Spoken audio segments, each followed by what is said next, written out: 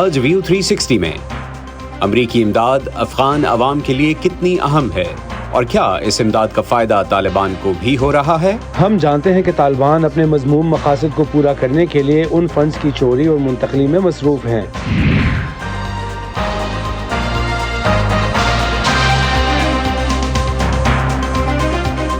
Voice of America के Washington studios से आप देख रहे हैं प्रोग्राम व्यू 360। मैं हूं Mohammad Atif. Welcome to the show. अमरीकी हुकूमत के अफगानिस्तान के लिए निगरान इदारे सिगार ने इस हफ्ते अमरीकी कानून साजों को बताया कि वो यकीन से नहीं कह सकते कि अफगानिस्तान के लिए अमरीकी इमदाद तालिबान को माली तौर पर फ़ायदा पहुंचा रही है। अफगानिस्तान की तामीर नौ के लिए खुसूसी इंस्पेक्टर जनरल जॉन सोपको ने कानून साजों को बताया कि अगरचे मैं इत्तफाक करता हूँ और हम सब इस बात से मुत्तफ़िक़ हैं कि अफगानिस्तान को इंसानी बहरान और संगीन माली मुश्किलात का सामना है, लेकिन ये बहुत अहम है कि तालिबान की तरफ से हमारी इमदाद का रुख मोड़ा न जाए। साथ ही उन्होंने ये भी कहा कि वो अमरीकी टैक्स दहिंदगान को ये यकीन नहीं दिला सकते कि तालिबान इस रकम को नहीं ले रहे जो गरीब अफ़गान अवाम के लिए भेजी जा रही है। लेकिन इससे पहले बात करेंगे इसराइल हमास जंग पर। कुछ अपडेट्स शामिल करते हैं, जहां इतलात के मुताबिक हमास और इसराइल में यरगमालियों और कैदियों के तबादले के लिए एक डील पर बात हो रही है। मज़ीद जानते हैं voice of America diva service के रहमान बुनेरी से, जो कि इस वक्त गज़ा के करीब एक कस्बे साद से हमें ज्वाइन कर रहे हैं। रहमान, ये बताइए आप एग्जैक्टली किस जगह पर हैं इस वक्त? बिल्कुल दुरुस्त कहा आपने, ये साद है, कीबोर्ड्स का चेक पोस्ट है मेरे बैकग्राउंड में। वहाँ जब मैं गया तो उन्होंने मुझे रोका कि अंदर नहीं जा सकते हो। मेरे बैकग्राउंड में एक आधे घंटे से मैं यहाँ हूँ, बहुत ज़ोरदार धमाकों की आवाज़ें आ रही है, हवा में हेलीकॉप्टर्स भी नज़र आ रहे हैं। और ये जो चेक पोस्ट है यहाँ से 1 किलोमीटर के फासले पर गज़ा की शुमाली पट्टी है जहाँ इस वक्त लड़ाई चल रही है। इस सड़क पर मुझे सिर्फ 2 किस्म की गाड़ियाँ नज़र आ रही है वक्त वक्त से, फ़ौजी गाड़ियाँ या फिर वो लोग जो फ़ौजियों को यहाँ पर इमदादी सामान पहुँचा रहे हैं। रहमान, क्या अपडेट्स हैं उस डील के बारे में जिसका भी मैंने जिक्र किया है? कितने यरगमालियों के बदले कितने फ़लस्तीनी कैदी रिहा करेगा इसराइल? आज ये तादाद 150 तक बढ़ गई है। पहले कहा गया था कि 50 रिहा कराए जाएंगे, बाद में 70 का नंबर आया था। बहरहाल आज ये डील जो हो रही है मुमकिन तौर पर उसमें 150 लोग रिहा किए जाए। दोनों जानिब से डिमांड सामने आए हैं। मतलब अगर यरगमाली जो हमास के हाथों यरगमाल बनाए गए हैं वो रिहा होते हैं तो उनके बदले उनकी डिमांड ये है कि 150 से 70 तक जो फ़लस्तीनी कैदी है इजराइल के कैद में वो रिहा कराए जाएंगे और उस दौरान 3 दिन का वक्फा लिया जाएगा। 2 दिन कबल हमास के अल-क़साम ब्रिगेड ने जो पेशकश की थी उनके मुताबिक वो 50 कैदियों को रिहा कराने की बात कर रहे थे, बगियों को रिहा करने की बात कर रहे थे और उसके बदले वो कह रहे थे कि 5 ख़वातीन और बिल्कुल। रहमान, ये भी बताइएगा कि शिफा अस्पताल में जो जारी ऑपरेशन है उसको अब 2 दिन हो चुके हैं, इसराइली अफवाज आज भी अस्पताल के अंदर हैं। बताइए कि क्या कुछ हुआ है इन 2 दिनों में और अब क्या सूरत हाल है?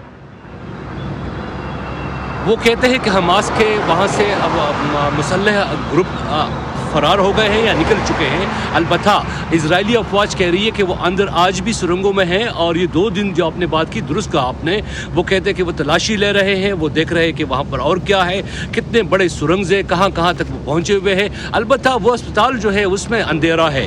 वहाँ पर जर्नलिस्ट 2 कल ले गए थे अपने साथ और उन्होंने जो बताया वो ये था कि अस्पताल के चारों तरफ टैंक ही टैंक नज़र आ रहे हैं, अस्पताल में अंधेरा है, से उनको बात नहीं करने दिया गया। अलबत्ता हमास के सेहत के महकमे ने कहा है कि तकरीबन 500 से ज़्यादा लोग मरीज़ हैं, 500 लोग हमले के हैं, उनको बिजली पानी भी नहीं है और अंधेरा भी हो चुका है, मतलब बिजली की वजह से।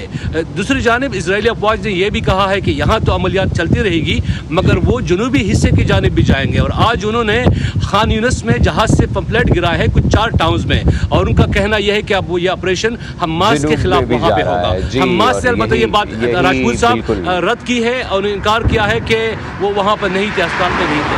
हमास का ये कहना था। राइट, बहुत शुक्रिया रहमान बुनेरी, आपने हमें ज्वाइन किया गज़ा के करीब कस्बे साद से और हमें ये अपडेट्स दी। अपना ख्याल रखिए और हम आपसे आगे भी बात करते रहेंगे। और अब वापस आते हैं अफगानिस्तान की तरफ, जहां अगस्त 2021 में तालिबान के कंट्रोल के बाद से امریکہ نے افغانستان کو تقریباً $2 ارب کی امداد فراہم کی ہے جو عام شہریوں کی فلاح کے لیے تھی۔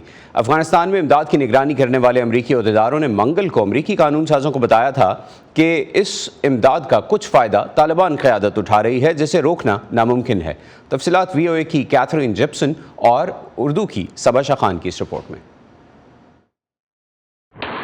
ایک ایسے وقت میں جبکہ امریکی قانون ساز یوکرین کی روس کے خلاف لڑائی اور حماس کے ساتھ اسرائیل کے تنازع میں مدد کے لیے اربوں ڈالرز کی امداد پر سوچ بچار کر رہے ہیں، اگست 2021 میں امریکی افواج کے افغانستان سے انخلا کے بعد سے وہاں بھیجی جانے والی اربوں ڈالر کی امداد کے بارے میں نئے سوالات جنم لے رہے ہیں۔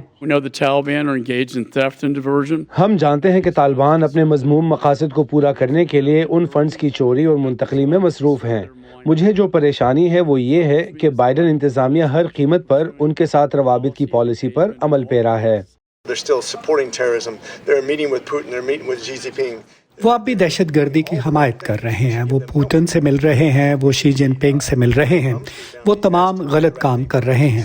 ہمیں انہیں کوئی پیسہ نہیں دینا چاہیے، ہمیں ان لوگوں پر دباؤ ڈالنا چاہیے تاکہ وہ صحیح کام کریں، امریکیوں کو رہا کریں اور اس بات کو یقینی بنائیں کہ ان کے ملک میں دہشت گردی کے اڈے نہیں ہیں۔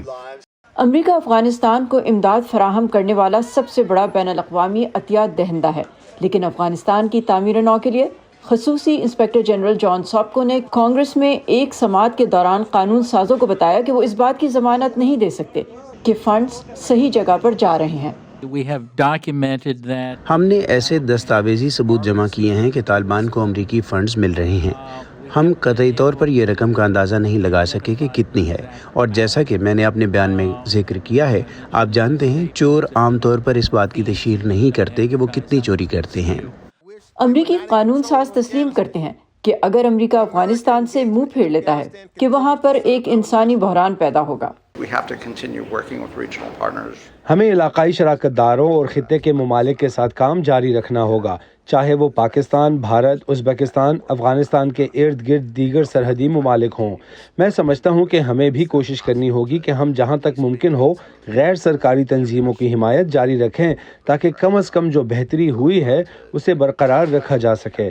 اور پھر بین الاقوامی سطح پر میں سمجھتا ہوں کہ ہمیں طالبان پر اتنا دباؤ ڈالنا ہوگا کہ ہم انسانی حقوق اور خواتین کے حقوق کا تحفظ کر سکیں۔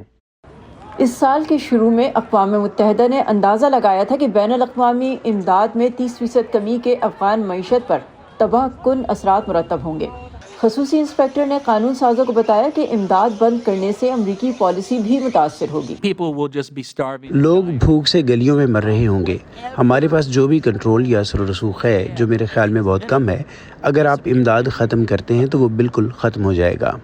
اگرچہ بین الاقوامی امدادی تنظیمیں عام افغان شہریوں کے لیے امداد کی اہمیت پر مسلسل زور دیتی آئی ہیں، جان ساپکو یقین سے نہیں کہہ سکے کہ آیا امریکی امداد سے طالبان کے رویوں پر کوئی اثر پڑ رہا ہے۔ مسئلہ یہ ہے کہ مجھے نہیں معلوم کہ کیا واقعی اس نے اوسط افغان خاتون یا صحافی یا افغانستان میں کسی کی زندگی بہتر بنائی ہے، اور یہ وہ سوال تھا جو میرے خیال میں بہت سے اراکین نے پوچھا کہ کیا اس امداد نے طالبان کو اس طرح متاثر کیا ہے کہ انہوں نے اپنا رویہ بدل لیا ہے؟ تو جواب نفی میں ہے۔ عالمی تنظیم IRC نے اس ہفتے کے شروع میں متنبہ کیا تھا کہ پاکستان کی طرف سے ہزاروں افغان مہاجرین کی زبردستی واپسی کا فیصلہ اس ملک میں شہریوں کی مشکلات کو بڑھا سکتا ہے۔ ملک واپس آنے والے ہزاروں خاندانوں کو جذب کرنے کا متحمل نہیں ہو سکتا ہے، اور یہ امکان موجود ہے کہ اس سے معیشت پر دباؤ بڑھے گا، لہٰذا مجموعی طور پر افغانستان کی صورتحال مزید خراب ہونے کا خدشہ ہے۔ اگرچہ پاکستان کہتا آیا ہے کہ اس کی غیر ملکیوں کے خلاف مہم کسی خاص ملک کے غیر قانونی تارکین وطن کے خلاف نہیں ہے، امریکی قانون سازوں کا ایک گروپ اس فیصلے کو واپس لینے کے لیے پاکستان پر دباؤ ڈالنے کا ارادہ رکھتا ہے۔ Saba Shah Khan, Voice of America, Washington.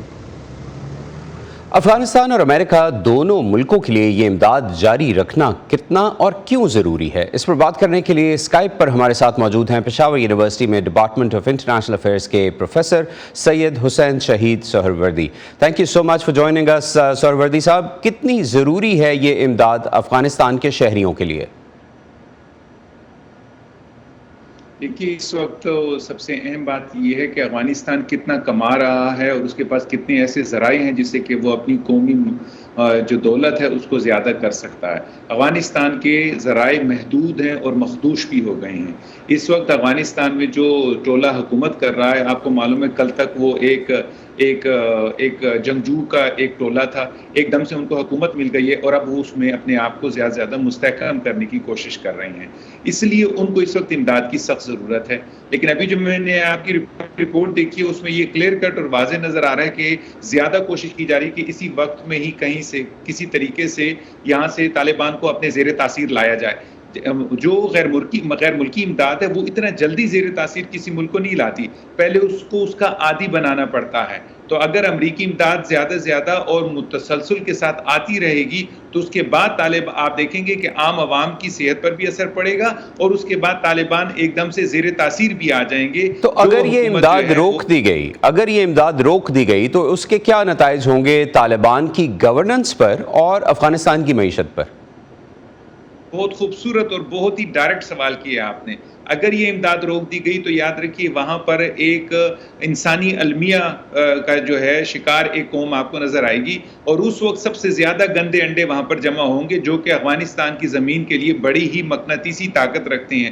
داعش ہو گیا یا اسی طریقے سے جو آپ مختلف ایسے عناصر دیکھتے ہیں جن کے پاس پیسہ بھی ہے. داعش کو آپ کو معلوم ہے اس کے اپنے اثاثوں کی جو ٹوٹل مالیت ہے وہ $2 ارب ہے. اگر وہ یہاں پر آ جاتی ہے اور لوگوں کو اس طریقے سے کوئی ایسی معیشت پر جو ہے انہیں منحصر ایک ذریعہ پرووائڈ کر دیتی ہے تو پھر اس موقع پر طالبان کا کنٹرول بھی کمزور ہو جائے گا اور یہ پھر بریڈنگ گراؤنڈ آف جیسے جو دہشت گردی ہے وہ بن جائے گا. ابھی تو پھر بھی کچھ نہ کچھ کنٹرول ہوا ہے. آپ یہ کہہ رہے ہیں کہ انسرجنٹ اکانومی کو افغانستان میں بالکل بھی پنپنے نہیں دیا جانا چاہیے. کیا یہ امداد طالبان کے ساتھ امریکی مذاکرات میں کسی حد تک آپ کے خیال میں لیوریج کے لیے استعمال ہو رہی ہے یا ہو سکتی ہے؟ دیکھیے ابھی تک تو ایسا نہیں نظر آ رہا کہ استعمال ہو رہی ہے لیکن یہ ہو سکتی ہے. اس میں سب سے پہلے آپ دیکھ لیجئے بچیوں کی تعلیم، پھر اس کے بعد خواتین کا گھر سے باہر نکلنا اور خواتین کا نوکری پر جانا، یہ چند ایسی چیزیں جو کہ خاص طور پر شرائط رکھی جا سکتی ہیں.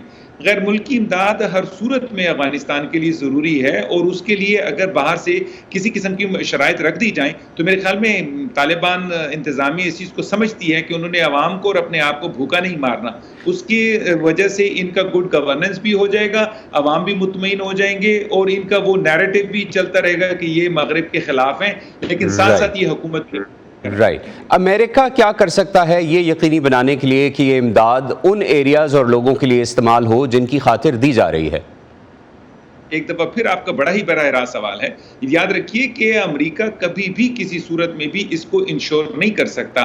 آپ دیکھیں امریکہ کے نہ تو وہاں پر کوئی سفارتی عملہ موجود ہے جو اس کو انشور کرے گا، نہ وہاں پر کوئی اس کے علاوہ بھی کوئی جو کہتے ہیں ہم غیر سرکاری تنظیمیں وہاں پر امریکہ کی موجود ہیں جو انشور کر سکیں کہ یہ پیسہ عام عوام پر ہی لگایا جا رہا ہے. سر وردی صاحب آخری سوال ہے اور میرے پاس 1 منٹ سے بھی کم کا وقت ہے اور یہ بھی ڈائریکٹ کوسچن ہے. پاکستان کے طالبان پر سرحد پار دہشت گردی کے الزامات اس امداد میں کیا کوئی رکاوٹ ڈالنے کے لیے بنیاد فراہم کر سکتے ہیں آپ کے خیال میں؟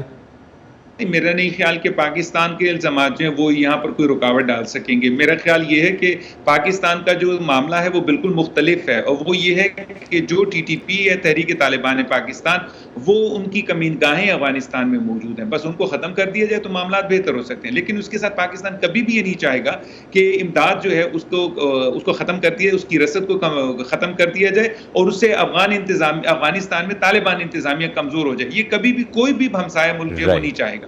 وہ چاہیں گے کہ یہ رہیں تاکہ بہتر رہے. بہت شکریہ سر وردی صاحب، آپ نے ہمیں جوائن کیا اور ہمارے ساتھ اس پروگرام میں بات کی. آپ سے آئندہ بھی بات کرتے رہیں گے. Thank you so much for being with us. اور اب بات کرتے ہیں پاکستان میں غیر قانونی طور پر مقیم غیر ملکی باشندوں کے خلاف کریک ڈاؤن کی، جہاں تقریباً 4 لاکھ سے زائد افراد ملک چھوڑ کر اپنے وطن واپس جا چکے ہیں، جن میں سے اکثریت افغان شہریوں کی ہے.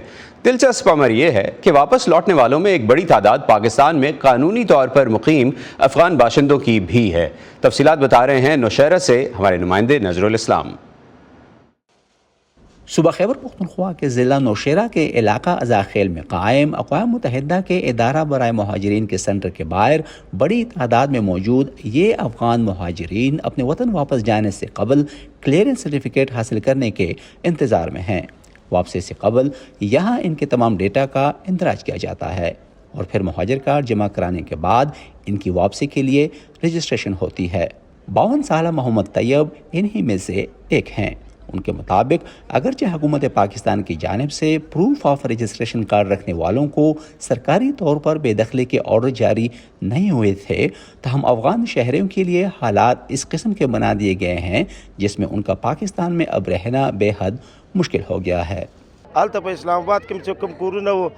اسلام آباد میں جہاں ہم رہائش پذیر تھے وہ گھر انتظامیہ نے مسمار کر دیے ہیں، جس کے بعد ہم کھلے آسمان تلے رہے اور رہنے کو کوئی چھت میسر نہیں تھی۔ مہاجر کارڈ جمع کرانے کے بعد افغان شہری اپنے وطن واپس جاتے ہیں، جہاں UNHCR کی جانب سے مہیا کردہ کلیئرنس سرٹیفکیٹ دکھانے کے بعد انہیں فی کس تقریباً $350 ملتے ہیں۔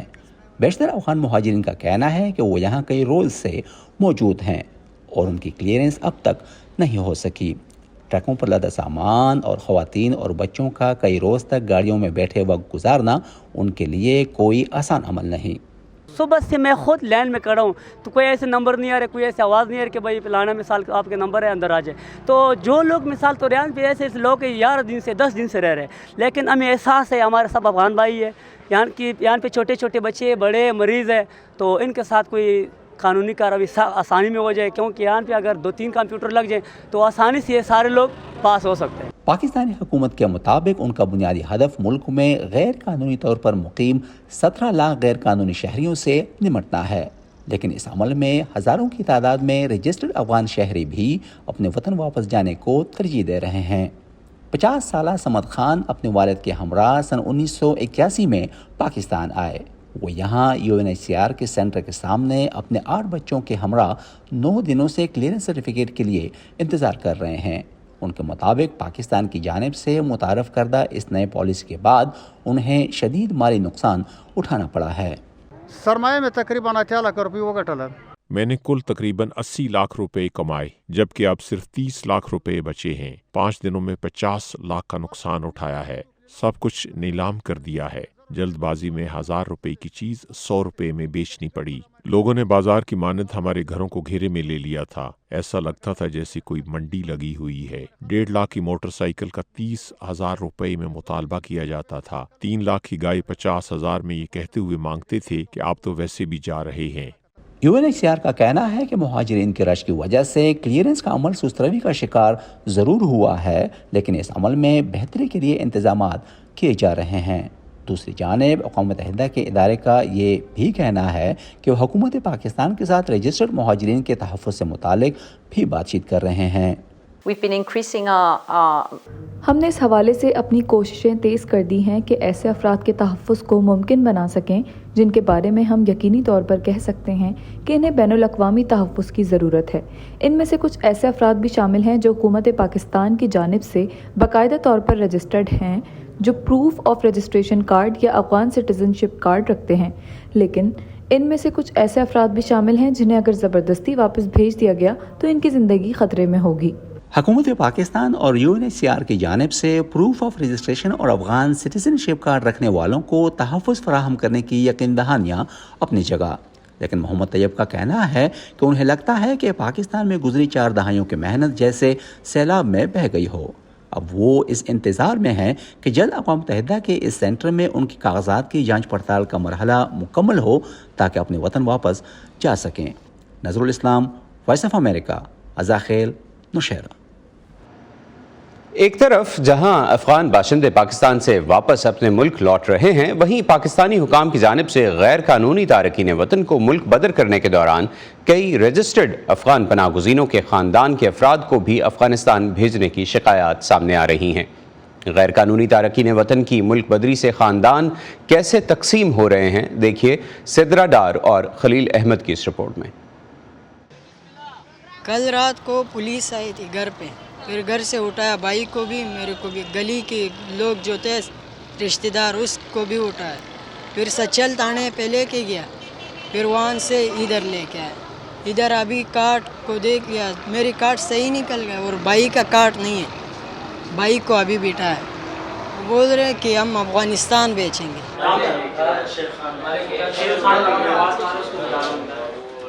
15 سالہ شیر علی کے بھائی محمد اکرم ہیں تو افغان شہری، لیکن ان کی پیدائش پاکستان کی ہے۔ اکرم کا اندراج نادرا کے ریکارڈ میں نہیں، اس لیے پولیس نے انہیں افغانستان ڈیپورٹ کرنے کے لیے حراست میں لے رکھا ہے۔